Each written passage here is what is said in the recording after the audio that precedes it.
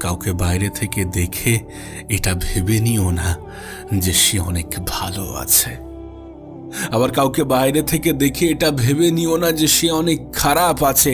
মানুষ যেটা করে সেটা নাও হতে পারে, মানুষ যেটা দেখায় সেটা নাও হতে পারে, কারণ মানুষ অভিনয় করতে ভালোবাসে।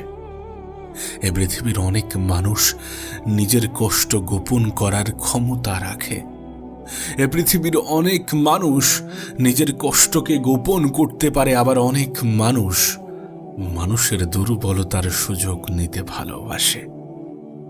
আজকের দিনে দাঁড়িয়ে এ পৃথিবীর সবথেকে দামি জিনিস কি জানো?